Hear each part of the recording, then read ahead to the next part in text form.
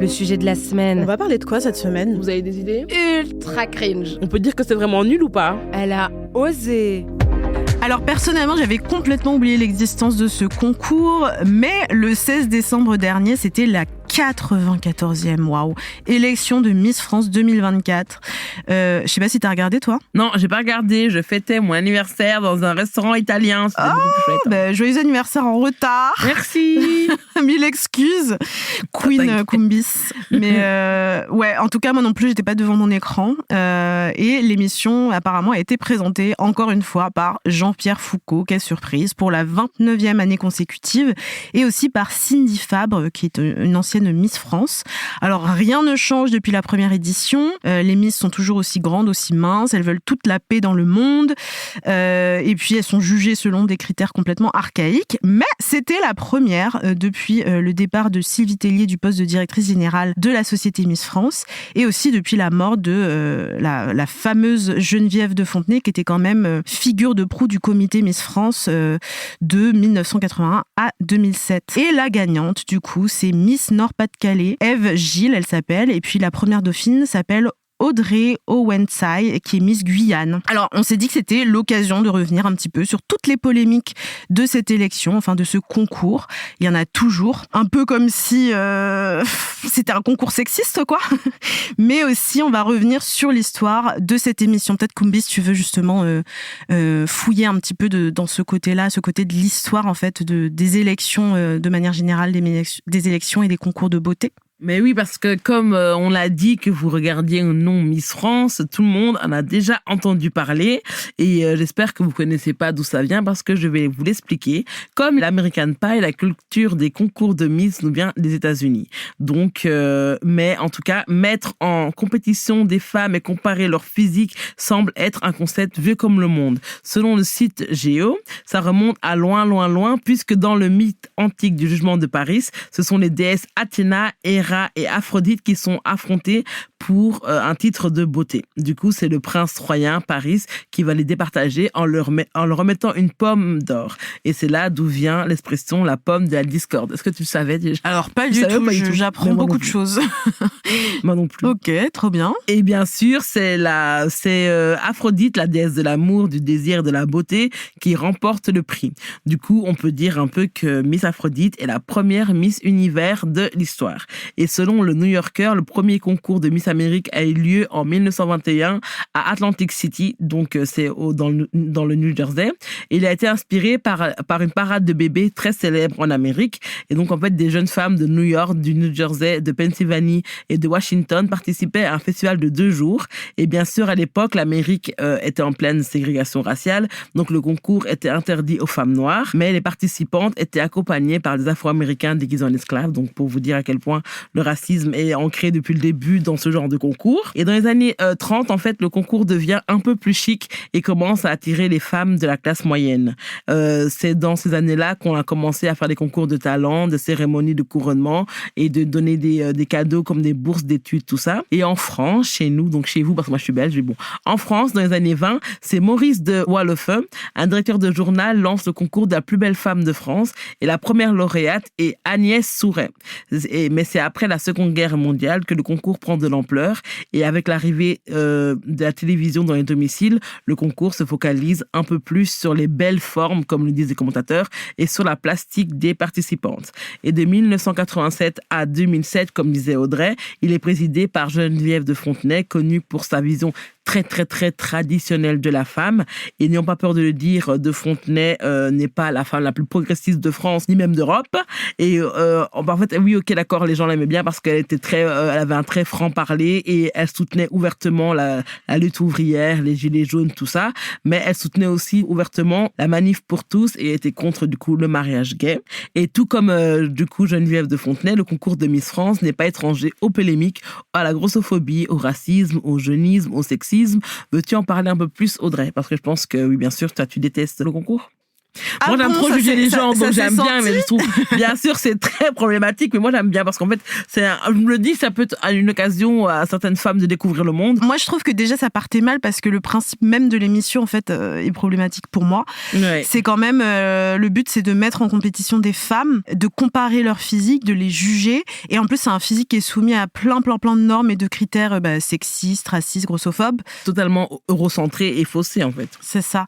Et en fait, c'est un peu la femme comme objet de fantasme, tirée à 4 épingles, soumise à tout un tas de règles édictées par ce concours-là. Elle s'exprime à peine, sauf pour justement déballer des banalités qui sont complètement balisées en fait par le concours. Elles n'ont pas trop le droit en fait d'avoir des opinions politiques tranchées.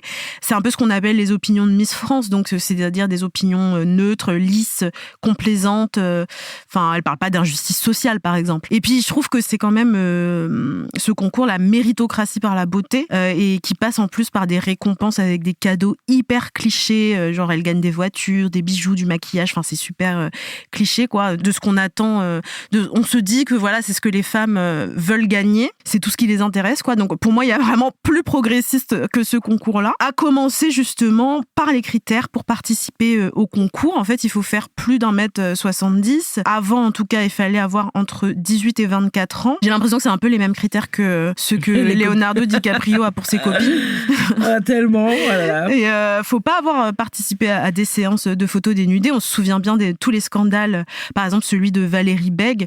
Ses photos nues, en fait, avaient été dévoilées. Valérie Bègue qui avait été élue Miss France 2008. Et en fait, il y avait des photos qui avaient été prises 3 ans avant sa consécration, qui avaient provoqué vraiment la colère de Geneviève de Fontenay, qui avait réclamé sa démission. Puis il y a d'autres critères, comme tu l'as un peu évoqué tout à l'heure. Avant, il fallait pas être marié, fallait pas non plus avoir d'enfants, pas être en couple, faut pas avoir fait de la chirurgie esthétique, pas avoir de piercing ou de tatouage. Donc vraiment, c'est... Voilà. Il y a plus ouvert, quoi, comme concours. Donc en gros, il faut être jeune, faut être prude, sauf quand il s'agit de défiler en maillot pour être jugé pour son corps. Faut être célibataire, donc disponible pour les hommes. Enfin, c'est tout un tas de critères hyper sexistes, grossophobes, tout ce que tu veux. Ça me fait un peu penser au groupe de K-pop féminin. En fait, elles doivent être vraiment disponibles. En fait, elles doivent vraiment pas montrer, même quand elles sont en couple, pour pouvoir toujours être désirables pour le public, en fait. C'est vraiment dingue. C'est ça, c'est vraiment être un produit, quoi. Et d'ailleurs, pour en revenir au scandale des photos dénudées, Geneviève de Fontenay a quitté Miss France en 2010 suite à une affaire comme ça. Donc, c'est l'affaire de Kelly Bochenko, qui était Miss Paris et qui a été destituée de son titre à cause, justement, de photos à caractère pornographique qui avaient été dévoilées et qui avaient été faites dans un contexte privé et publié sans son consentement. Donc, pour te dire que ce genre de scandale, il y en a plein. Et puis, en 2020, il y avait une autre polémique, celle d'Anaëlle Gyumbi, qui a été disqualifiée du concours de Miss Guadeloupe parce qu'elle avait posé seins nus pour la bonne cause dans le cadre d'une campagne pour la lutte contre le cancer du sein pendant Octobre Rose. Mais c'est vraiment dingue. Voilà, donc en gros, le contrôle du corps de la femme à fond. La femme ne peut exister que sous des règles précises. Alors, elle peut être nue, oui, mais que si c'est pour qu'on se fasse de l'argent sur son dos dans un concours sexiste. Sinon, ça veut dire que t'es une fille de mauvaise foi, il faut te destituer et te harceler, quoi. Et d'ailleurs, en octobre 2021, il y a l'association Oser le féminisme, qui selon moi n'est pas la mieux placée des assos féministes pour se prononcer, mais bon, qui a saisi les prud'hommes contre l'émission pour sexisme, non-respect du code du travail et discrimination. Et en fait, l'association s'est appuyée sur une jurisprudence de 2013 qui interdit les discriminations liées à l'âge et à l'apparence physique. C'est vrai que là, du coup, le concours est un peu mal barré parce que c'est un peu sur ça que ça repose, quoi. Mais totalement sur ça, faut d'abord. Ouais. Et évidemment, le racisme n'est pas épargné dans le concours Miss France. Même s'il n'y a pas que des Miss blanches, la majorité le sont, ou quand elles sont racisées, elles sont light skin. Enfin, tu l'as remarqué aussi, je pense. Ouais. Il y a très peu de femmes noires. Et même quand elles sont noires très claires, elles subissent un harcèlement sur les réseaux sociaux, c'est horrible. Exactement. Justement, et j'allais dire, quand une Miss noire a le malheur d'être élue, elle est harcelée. En 2000, par exemple, il y avait Sonia Rolland qui avait été élue. Elle était vraiment la cible d'insultes racistes. Par exemple, il y avait des gens qui avaient gravé sur sa voiture, la voiture qu'elle avait gagnée avec le concours d'ailleurs, Rentre chez toi. Puis même chanson pour Flora Coquerel qui a été élue en 2015. 2014 et qui avait reçu carrément des menaces de mort. Et puis en dehors de vraiment ces attaques frontales, il y avait aussi du racisme ordinaire qui était subi par les candidates racisées. D'ailleurs, moi, ce qui m'étonne pas du tout, c'est que le comité Miss France réagit pas vraiment à toutes ces attaques. En fait, il se contente de conseiller aux candidates de ne pas lire ou carrément de désactiver les commentaires. Donc en gros, fermer les yeux, quoi, il y a rien qui se passe. Et apparemment, on les entraîne, en fait, les Miss, à sortir des espèces de punchlines, ou en tout cas à s'adapter avec des entourloupes pour répondre, je cite, avec des pincettes et avec le sourire. Donc, il y a mieux comme soutien, tu vois, aux Miss quand elles subissent du racisme à cause, en partie, enfin, pas à cause, mais parce qu'elles sont rendues plus visibles par le concours. Ouais. Et il y a plein aussi de Miss Noires qui ont dénoncé le racisme. Par exemple, il n'y a pas de produits adaptés à leur type de cheveux, pas de fond de teint adapté à leur teinte de peau. Pendant le concours, elles se retrouvent souvent avec les cheveux ultra lissés, carrément cramés parce qu'on ne sait pas s'en occuper. Ou, tu sais, le visage avec une teinte un peu grisâtre. Genre à la Ramayad avant. Ouais. C'est ça. En fait, il n'y a rien qui est fait pour s'adapter, alors que, enfin, je sais pas, il y a des Miss Noires, donc je sais pas, adapte-toi, va acheter un fond de teint chez Fenty, j'en sais rien. Mais c'est ça, mais surtout que, tu sais, le manque de teinte dans les concours de beauté ou même dans la mode, les femmes en parlent depuis les années 80. Je veux dire, en 2023, ça devrait plus se poser, en fait. Mais en même temps, c'est tellement, pour moi, ce concours est tellement archaïque que ça m'étonne même pas qu'il se soit pas posé la question et qu'il se soit pas dit, tiens, ce serait bien d'avoir plusieurs coiffeuses ou coiffeurs qui puissent s'occuper, en fait, des cheveux crépus ou des cheveux bouclés ou juste des gens formés en fait pour maquiller tout type de peau, tout petit enfin voilà, ça me paraît assez logique mais apparemment non. Et d'ailleurs il y avait Miss Aquitaine en 2021, ils avaient lissé son afro et ça avait fait vraiment une polémique, un scandale, on se souvient. Ouais. Et en fait elle expliquait qu'il y avait une seule coiffeuse pour toutes les Miss qui pouvait s'occuper des cheveux crépus ou des cheveux texturés. Donc ça explique cela. Je sais pas si tu t'avais vu un peu toute cette polémique autour de ces cheveux. Oui, j'avais vu cette polémique et surtout qu'en fait, parce que les gens la voyaient sur ses photos promo avec sa belle afro et tout le monde s'attendait à ce qu'elle soit comme ça le jour du concours. Après, on l'a vu avec des cheveux lissés. Encore une fois, nous, nos cheveux afro ne doivent pas être lissés ni même traités comme un cheveu lisse. Donc, même son cheveu lissé n'était pas bien lissé. Donc, ça a énervé tout le monde. Ouais. Ils ont dit, au lieu de faire appel à une coiffeuse afro, ou même une coiffeuse qui connaît les cheveux afro, ou même leur laisser eux-mêmes s'occuper de leurs cheveux. Voilà, je comprends pas. Ouais, je me souviens. Ils ont essayé un petit peu de moderniser le concours. Depuis 2022, il y a Endemol et sa patronne Alexia Laroche-Joubert qui ont essayé de changer un petit peu les choses, notamment en autorisant les femmes mariées, les mères, les femmes de plus de 24 ans, les tatouages et les piercings, et aussi en autorisant aux femmes trans de concourir. Bon, j'ai envie de te dire quand même, il était temps. Enfin, 2022, franchement. Il était temps, quoi. Merci. D'autoriser les femmes mariées. Enfin, la barre est très basse. En tout cas, même si toutes ces personnes sont autorisées à concourir, par exemple, il n'y a toujours pas eu de femmes trans dans le concours. En 2022, il y a Andrea Furet qui était la première candidate transgenre pour l'élection de Miss Île-de-France et elle n'a pas gagné. Donc, bon, on autorise, mais en même temps, je pense qu'il y a beaucoup de gens qui ne se sentent pas concernés par ce concours. Et puis, quand on voit toutes les polémiques sexistes, racistes, etc., autour du concours, ça donne pas franchement envie non plus de se visibiliser là-dedans, quoi. Enfin, je sais pas ce que t'en penses. Non, mais moi, je comprends. Hein. Et même moi, si maintenant une de mes proches voudrait y aller, j'aurais dit, est-ce que tu veux vraiment t'exposer à ça? Parce que, comme tu as dit, les femmes qui sont victimes d'harcèlement ou même de racisme sur les réseaux sociaux ne sont même pas protégées ou même soutenues par le communauté. Donc, c'est ça. Et aussi, franchement, combien de Miss a vraiment éclaté, genre explosé après le concours, tu vois? J'ai l'impression que comme on disait, c'est vraiment un concours et une culture très américaine. J'ai l'impression qu'en France, ça ne savent même pas quoi faire de leur Miss, à part devenir chroniqueuse à TPMP et peut-être Miss Météo, c'est quand t'as vraiment de chance. C'est vraiment ça. T'as tout résumé. Ouais. Et ouais, cette année, ils ont essayé de moderniser, alors vraiment jury, la chose un petit peu avec un jury entièrement féminin. Donc il y avait Adriana Carambeu, Stéphie Selma, Nolwenn Leroy, Nina Métayer, Estelle Mossely et Élodie Pou. Mais pour moi, ça retire pas le caractère purement sexiste du concours, en fait. Enfin, mettre que des meufs pour juger des meufs, c'est pas suffisant pour transformer le concours en une émission féministe. La preuve, la nouvelle Miss a été harcelée. Enfin, je sais pas si t'as vu du coup. Oui, parce qu'elle a les cheveux courts. Exactement, en fait, Non, Elle a franchement, je été me dis, en fait, désolée, harcelée. mais je comprends pas dans quel monde on vit. Elle a vraiment la coiffure de la plupart des mamans et des tatas noires qu'on voit partout dans le métro. Et les gens étaient choqués parce qu'elle avait des cheveux courts, en fait. Moi, je me dis, attends, mais tu vois, j'ai 2 perruques comme ça, en fait. Tu vois ce que je veux dire? C'est tellement banal. Je me dis, mais les gens sont vraiment dérangés. Bah justement, j'ai un peu fouillé aussi parce que je me suis dit mais c'est quoi le problème? Et donc cette nouvelle Miss, donc qui s'appelle Eve Gilles, a été harcelée, donc je cite, pour manque de poitrine et cheveux courts. Waouh, mettez-la en prison. Et donc j'ai un petit peu fouillé les réseaux sociaux et il y a beaucoup d'insultes qui reviennent. Miss planche à pain, c'est du wokisme, c'est un homme, elle n'a aucune forme féminine. Donc franchement, j'aurais pas pensé comme toi qu'une coupe courte susciterait autant de haine. Et en fait, suite à la diffusion de photos en maillot de bain, il y a eu encore plus une vague de body shaming parce qu'en fait les gens la jugent trop mince et pas qu'elle a pas assez de poitrine en fait, et donc il y a des commentaires notamment sous les posts qui le dénoncent et où la Miss en fait exprime le fait que elle n'a pas choisi en fait son corps. Et donc j'ai lu un petit peu les commentaires, je vous en fais part. Tu fais un concours où on juge ton physique et tu viens dire que c'est honteux qu'on juge ton physique, point d'interrogation. Fais du sport et sois en surplus calorique, tu choisis ton corps. Et puis il y a d'autres personnes en fait qui voient dans cette vague de harcèlement une réaction féministe. Il y en a qui disent c'est parce que ça fait des années que des gens se battent pour inclure des corps normaux qui sortent du diktat classique de la mannequin filiforme.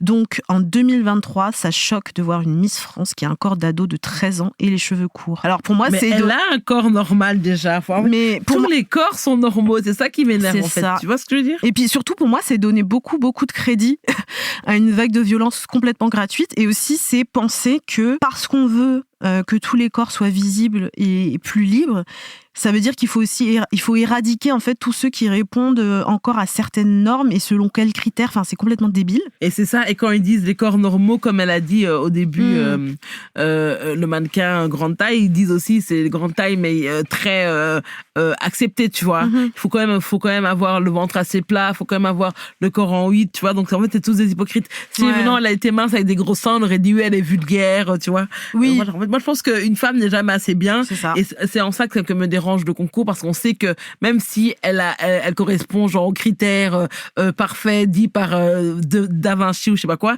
on l'aurait quand même critiqué. Parce qu'en fait, on aime critiquer la femme, et je pense que c'est notre société qui pense que la femme est critiquable, en fait, tu vois. Parce qu'elle est là pour être désirable et pour être jugée et par les hommes, et je pense qu'ils ont leur mot à dire. Ils pensent qu'ils ont leur mot à dire, mais non, en fait. Donc voilà, ça m'énerve. Juste ça, dans ça, je rejoins, et je trouve que dans ça, le truc est mal fait, parce que s'il y a Miss France, il devrait y avoir Mister France, et il y a Mister France, mais c'est un truc série Z que personne ne regarde, donc ça compte pas. Pour moi, au-delà du fait qu'il faut, par exemple, un concours pour les mecs, enfin, c'est juste le concours en lui-même, moi, qui me gêne. C'est juste, déjà les critères, comme on dit depuis tout à l'heure. Enfin, même quand on parle de corps normaux, entre guillemets, comme ce que disent les commentaires, c'est toujours des corps minces, des corps musclés, des corps grands, des corps valides, des corps blancs. Enfin, tu vois, c'est toujours la même chose. Donc, au-delà de juste créer un concours, Mister France, tu vois, juste, est-ce qu'on peut pas faire autre chose, genre que juste juger sur la beauté? Ça me paraît hyper vieux jeu, quoi. Et pour en revenir aux commentaires là qui disaient oui, c'est parce que on veut des corps qui sortent un petit peu de ce qu'on a vu, et c'est pour ça que les gens réagissent comme ça. Enfin, pour moi, si les harceleurs se battaient vraiment pour que les Miss soient plus grosses et sortent des normes, ça se saurait, tu vois. Et comme tu disais, les femmes ne gagnent jamais. Quand elles sont trop grosses, selon des critères grossophobes, elles sont pas dignes d'être élues Miss ou d'être visibles. Et quand elles sont trop minces, elles sont apparemment pas assez féminines. Donc en fait, c'est vraiment ce concours, pour moi, une imagerie sexiste. Ça prône un idéal de beauté qui est vraiment excluant, quoi. Et en gros, il y a eu beaucoup aussi d'insultes lesbophobes et transphobes pour cette nouvelle Miss France. En gros, les gens disent qu'elle ressemblerait, je cite, à une lesbienne ou à une personne trans. Alors, déjà, toutes les personnes lesbiennes et trans ne se ressemblent pas, et il n'y a pas de look lesbien ou trans. Et en fait, ça traduit beaucoup de choses. Ça traduit que quand une femme correspond pas aux stéréotypes de genre féminin et aux fantasmes masculins, y a du harcèlement, il y a de la violence, il y a des insultes lesbophobes et transphobes. Et je suis quelqu'un sur TikTok qui s'appelle, donc son pseudo c'est Lodoniri. Et en fait, il explique que les hommes qui insultent la Miss l'a comparé à une image générée par une IA en disant que c'est à ça que devrait ressembler une vraie femme. Donc, en gros, il compare une fausse image d'une fausse femme qui n'existe pas à une vraie femme qui existe pour dire c'est ça une vraie femme. Donc c'est quand même assez ironique. Et pour moi, ça montre bien que l'idéal féminin, il est complètement inatteignable, ou en tout cas seulement atteignable par des images générées par des machines, quoi. C'est vraiment ça, parce que genre, même quand tu vois, je sais pas si tu vois, souvent à un moment c'était vraiment la mode de montrer l'idéal féminin et l'idéal masculin. L'idéal féminin, souvent c'était un corps totalement lambda, tu vois, d'un garçon, tu vois, d'un homme, et les hommes c'était vraiment genre, tu vois, des trucs gros seins, un peu de fesses, très peu de trucs, tu vois, genre un corps vraiment qui n'existait pas dans la vie de tous les jours, tu vois. Oui, c'est ça, c'est vraiment des idéals de beauté qui sont inatteignables, parce que comme on le disait tout à l'heure, peu importe à quoi va ressembler la prochaine Miss France, il y aura toujours des critiques. Donc, quoi qu'il arrive, on ne gagne jamais. Il y a aussi, pour conclure un petit peu, je ne sais pas si tu vois ce compte sur Instagram qui s'appelle Aldelphité France, et qui résume assez bien la chose et qui dit « Cela crée, en parlant du concours, une dynamique où la quête de la perfection physique devient une condition implicite de reconnaissance et de succès. » Et en gros, qui explique aussi que c'est voir la compétition féminine comme un outil de diversion, en fait, pour détourner l'attention des véritables enjeux. Parce que pendant qu'on regarde Miss France, donc des femmes ou enfin là, en l'occurrence, c'était un jury de femmes qui jugent des femmes qui rentrent dans des normes pour plaire à des mecs, il y a plein d'autres trucs qui se passent, quoi. C'est un peu pour nous détourner et puis jouer sur cette espèce de compétition féminine. Je sais pas ce que t'en penses, toi. Ça me fait penser à Chimamanda Ngozi Adichie, une autrice nigériane, qui dit on apprend aux femmes à être compétitives l'une contre l'autre, mais jamais pour des raisons genre le travail, la réussite, mais souvent pour plaire aux hommes, tu vois. Et je pense que ça résume bien le concours Miss France, c'est qu'en fait, comme t'as dit, c'est qu'on met, toi, genre si maintenant il y avait encore comme avant des concours où elles devaient avoir des talents différents, qu'on juge leurs talents, mais là en France on juge que la beauté, tu vois, le déhanché, le comment elle marche en maillot de bain, tout ça, et en soi il n'y a pas de vrais critères de comparaison, tu vois. Si maintenant elle chantait ou même qu'elle faisait, je sais pas, de l'acrobatie, du twerk ou même genre toi du breakdance, je sais pas, quelque chose, tu vois. Donc voilà, ouais. Je pense que c'est encore une fois dire qu'une femme doit voir d'abord une autre femme comme une rivale. C'est ça. Mais ouais, je sais pas, moi j'ai vraiment du mal avec le concours en fait de la plus belle, soi-disant plus belle femme de France. Peu importe si elle chante ou elle twerk, j'ai quand même du mal. Pour moi, il est temps que ce genre de concours archaïque soit supprimé. En gros, je m'étais dit, ça serait bien par exemple de remplacer ça par des programmes qui mettent en valeur d'autres expériences, comme tu disais, et d'autres corps aussi. Donc ça peut être, oui, par le talent, ça peut être des shows de drague, de voguing, montrer des personnes queer, montrer des personnes grosses, montrer des personnes non valides. Enfin, je sais pas si quelqu'un veut créer ça. On vous attend en tout cas. Oui, voilà. Ah, mais nous, franchement, si on peut se lancer, hein, on trouve un petit producteur et on y va. Hein. Appelez-nous.